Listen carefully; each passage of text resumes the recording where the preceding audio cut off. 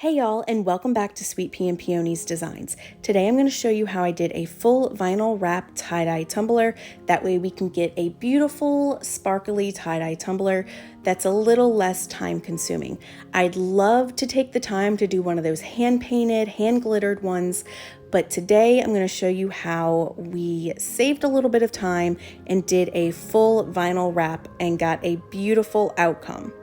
So if you're liking what I'm putting out, go ahead and subscribe to the channel. It really helps me out. Hit the notification bell so you never miss another video from me. And let's go ahead and get started with our full vinyl tie-dye tumbler. We're starting out with a 30-ounce Skinny Stright from Craft Haven, a fine tip Sharpie marker, and I'm placing it on top of this pink tool just to make it lift up a little bit more, so that way we can get a little bit more height on our line of our tumbler. I'm twisting my tumbler until I create a black line all the way around it, and then after that we're going to go ahead and apply our electrical tape. I'm just going to apply this electrical tape all across that line, and as I am applying it, I'm going to make sure that I'm pulling it tight as well, and you'll kind of feel that it stretches a little bit, and you can see that it's really tight up against the bottom of the tumbler. I like to do that just to make sure that it's really secure, and I'm just going to do this all the way around the tumbler until I get to the other side. So when I get to the other side, obviously I'm going to cut it, and then I'm going to, you'll see I kind of tuck the end piece in, and that creates a little bit of a tab for you to be able to pull it off easier after you are done applying your epoxy. Because if it's stuck to the bottom, see right there, I made that tab. If it's stuck to the other tape, it can be very hard to pull it while your tumbler is turning. Now we're going to do a full vinyl wrap, and I'm just playing around with my vinyl and figuring out how far I want it on the cup, where I want the middle, and everything like that. So now that I've figured that out, I'm going to go ahead and release a little bit of the backing. I found putting that painter's tape kind of helped to keep it all in place and not have anything move around. Now I'm just taking a little bit of that backing off. I'm going to apply it to our tumbler and just smoothing it out with my fingers. After I'm finished smoothing it out, I'm going to go ahead and turn the tumbler over, release a little bit more of the backing, flip the tumbler back over, and I'm just going to move my fingers up and down the entire tumbler. Doing this is going to actually release the backing as we're turning the tumbler. So I'm not releasing the backing with one hand and pressing the vinyl down with the other hand. You may notice there's a few times I kind of pull up the vinyl. That's because I either had really big bubbles or maybe I had some creasing in my vinyl. So that's when I pulled it up. If I have little small tiny air bubbles, I'm not too concerned with those. I'll take my craft knife and just poke a hole in the air bubble and then flatten it out with my finger, and that will get rid of the air bubbles. If you need to, you can always add heat to them, and that will help apply or lay down the vinyl a little bit smoother. So now we've reached the end of our tumbler. We have a little bit of overlap from our vinyl. And so what I'm going to do is apply a piece of painter's tape. I'm going to pull the overlap up, which is going to expose where we started laying our vinyl down. I'm going to take a piece of painter's tape and apply that on top of the vinyl, just a little bit past where our vinyl starts. You can see right there.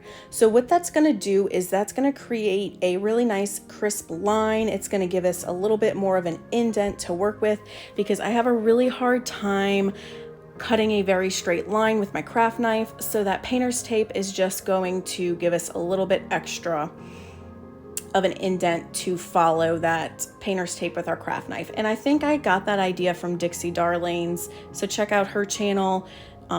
She does amazing work and has some really good tips and tricks. So I got that from her. It's a great tip and trick. So then I'm going to release the excess vinyl, take the painter's tape off. Now we're going to cut the excess. Before I do that, I'm going to pull the vinyl over the top rim really tight just to get really good adhesion from our vinyl before I go and cut the excess off. So what I'm doing is just taking my craft knife, turning the tumbler, and moving that craft knife along that edge to get rid of the excess vinyl that's at the top.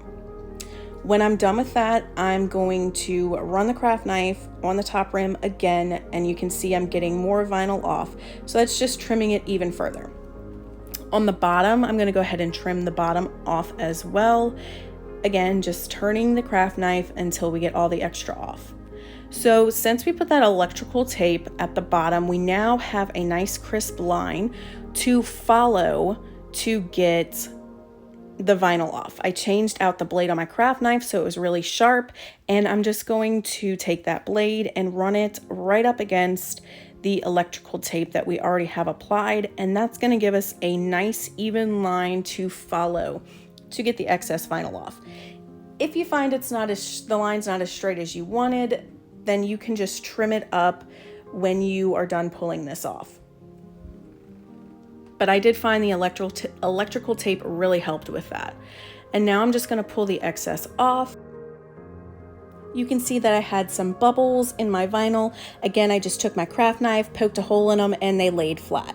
So now that we are done with that, I have, I believe, 20 milliliters of epoxy Brite. It's a really fine mix from Peachy Olive Glitters. And I'm just going to add a little bit of this sparkle to this tumbler. I'm basically putting enough glitter to cover the top of my epoxy, and I'm using, it's called a little extra ink epoxy, and I'm just going to stir this glitter around in the epoxy. The epoxy is already mixed, so I'm not having to mix it. I've already mixed it at this point. I'm just mixing the glitter into the epoxy. I found I wanted a little bit more to make sure that I had enough coverage in my glitter and there wasn't a bunch of sparse areas. So that's what I'm doing right here. I'm adding more glitter. Go ahead and mix it in as well. And then once I feel like it's fully incorporated, I can go ahead and mix it or apply it to my tumbler. So this is kind of giving us the look of tie-dye without having to paint a tie-dye and then apply glue and then put glitter over the glue. It's kind of like an easier tie-dye than having to do all of that. I think those are absolutely beautiful, but they seem very time consuming. I have not done one yet, but this is an easier tie-dye that you can do. So now I'm just spreading this epoxy all around my cup. I prefer to start at the top and then go to the middle and then move down to the bottom. I've seen a lot of people trying to just slap the epoxy on and rub the entire tumbler. This is whatever's easiest for you and makes you feel comfortable is how you can apply it. There's no right or wrong reason or no right or wrong way to apply your epoxy. Then I really focus on the top and bottom rims, making sure that that rim is covered as well, and then on the bottom as well. And then when I'm done doing that, if I feel like it needs to be smoothed out more, I will do that. Just running my finger up and down to get a very even coverage. And you'll feel if there's a spot on your tumbler that doesn't have any epoxy. Now that it's all smooth, everything's covered, I'm gonna take my kitchen torch and just run the flames over the epoxy very quickly. This is sped up, but it's done very quickly. You do not want to burn your epoxy with using too much heat. So now that I'm done that, I let that dry for the amount of time that it needed to dry. This is my second coat. It was also 20 milliliters. I'm applying it the same exact way that I applied the first layer, starting at the top and moving down to the middle and bottom. Like I said, this is the way that I prefer to do it. So what I'm doing with this layer is I'm adding this epoxy, and then I'm going to take a opal chunky glitter and sprinkle it throughout the tumbler. I thought the tumbler was beautiful with the glitter that we added. I just wanted a little bit extra to it. Felt like it needed a little bit of something else. So that's what I'm doing here, just applying the epoxy, and you'll see in a second that I'm taking a chunky opal glitter and sprinkling it onto the tumbler. I believe that I used, let's see, what did I use?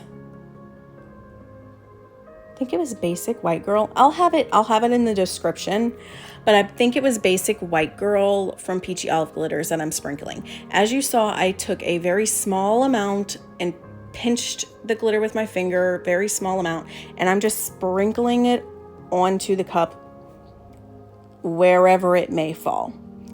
I didn't want too much of it like clustered in one area, so I made sure to move my fingers around as I was applying it, because I didn't want a bunch of glitter in one spot and then a little tiny amount in another spot. I did kind of put a little bit more right in the middle of where the tie-dye starts, kind of like it's like bursting out.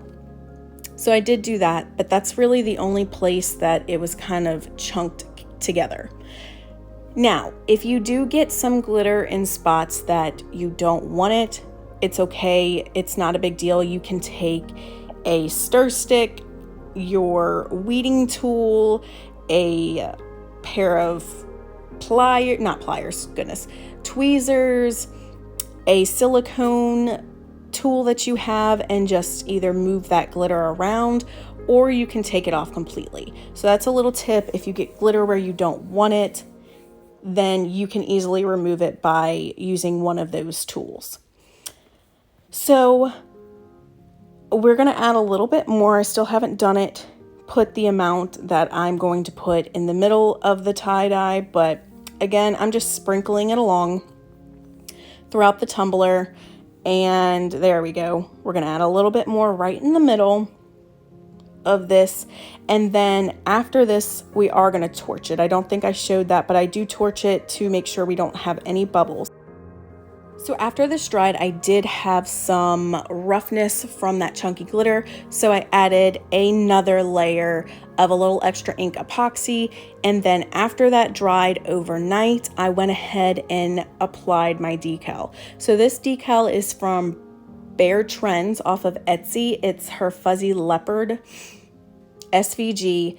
Now, make sure if you're going to do this, I have my leopard print, and then I have my leopard print outline, which is the black vinyl. The leopard print is the opal vinyl. So if you're going to do this, make sure that you buy the one that has the outline, because I did not. I bought the original leopard print and then applied it and got suggestions to put a black outline, and then realized that there was a completely separate SVG. So make sure that if you're going to do an outline, that you buy the SVG that is the leopard print and the outline. So I cut that out with my Cricut, and now I am just applying the leopard spot, and then I'm going to apply the outline. I know I applied a few of the leopard spots and then went back and applied the outline. But for me, I would suggest applying the leopard spot and then going to find the outline, because it can get very confusing as to, wait, which spot did I apply? And then it's hard to find the outline. So that's just my take on it, is to apply the spot and then immediately go apply the outline to that spot. So I tried a lot of different techniques to apply the spots. I tried just using my finger, and on the smaller spots, I felt like it was kind of hard to really see if the outline was lining up because your finger's in the way. So I found using my weeding tool to, like, pulling up the outline with my finger, and then using my weeding, like putting the outline on the weeding tool, allowed me to really be able to see if I was lining it up correctly. I hope I explained that well, and I hope you can tell what I'm doing in the video, because I feel like I did not explain that well. So what I'm about to explain, I thought I had videoed it, but apparently I didn't. So if you look at this SVG, you'll notice that you have really small spots, and then like the piece I'm working on right now is a bigger spot and it's curved in the middle. But then you also have like kind of like that spot, but then you'll have a little dot underneath it. So therefore it's two separate spots, but it makes up one leopard spot, if that makes sense. So with those, I found if I were to use the weeding tool, I probably wouldn't line up the two separate spots that make up one big spot. And therefore, when I go to apply my outline, it's not going to even line up evenly. So I found in those instances when I had two spots that made up one big leopard spot, I did use my transfer tape. That way everything stayed together. I used my transfer tape to pick up the leopard spot that's in the opal vinyl. And then I also used my transfer tape to pick up the black outline to apply it. Kind of like what I'm about to do in a second, but it has an additional spot to it. That way everything stays together. You don't have any issues lining anything up. I just found like that was easier. So I didn't bore y'all with doing the entire cut because honestly it took me an hour, if not a little bit longer. But this is our final product. Now I'm gonna seal in my vinyl with CC DIY's Quick Coat. Holographic vinyl sometimes has issues with kind of peeling up on the corners when you go to epoxy it. So this sealer is just gonna seal everything in and make sure that we don't have any issues with it peeling up when we go to epoxy it. Holographic vinyl also shows everything under the sun, so make sure that it's really clean before you put this on, otherwise you're sealing in anything that may be on that vinyl. So after I was done applying this, I let it completely dry. Let it completely dry before you epoxy, because if you don't, you'll get like cloudiness when you go to epoxy if your Quick Coat from CC DIY is not completely dry.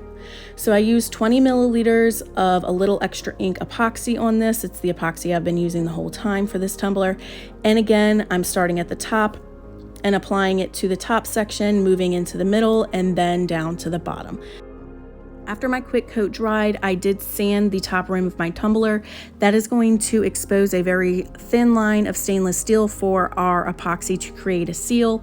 If we put our seal at the very top of our tumbler where our lid lays, it's not as secure. I will link a video in the bottom description that I show how I sand my tumblers, and I'll also have it up in the right-hand corner for you to go look at how I sand the rim of my tumbler. So as you can see, I'm taking my finger and I'm running it up and down my tumbler, and what I'm doing is just getting any excess epoxy that pools on my finger, and I am scraping it off into my medicine cup, so that way my layer of epoxy is not really thick. I'm going to show you this medicine cup in just a little bit, but when you do that, it creates a lot of micro bubbles in that medicine cup. And when I was first starting out, I would take a bunch off and then felt like I didn't have enough on my tumbler. So then I would take the epoxy that's in that medicine cup with all those little micro bubbles and then apply it to my tumbler. I would torch my tumbler and I would have micro bubbles galore on my tumbler. And I think it's because I did that. So that's a little tip if you do that and get micro bubbles. Here is our full vinyl tie-dye tumbler. That fine glitter blends in seamlessly, and it actually looks like we used each one of those colored glitters. Our chunky opal glitter and our beautiful holographic leopard spots just add a little bit of spunk and a little bit of spice to our tie-dye tumbler. This was so easy to make, definitely easier than a fully hand-painted and glittered tie-dye, although I'd love to try one of those someday. If y'all like this tutorial, please let me know with a big thumbs up and in the comments as well. If you're liking the projects that I'm putting out, please subscribe and hit the notification bell so you never miss another video from me. Thank y'all so much for watching. Have a great day.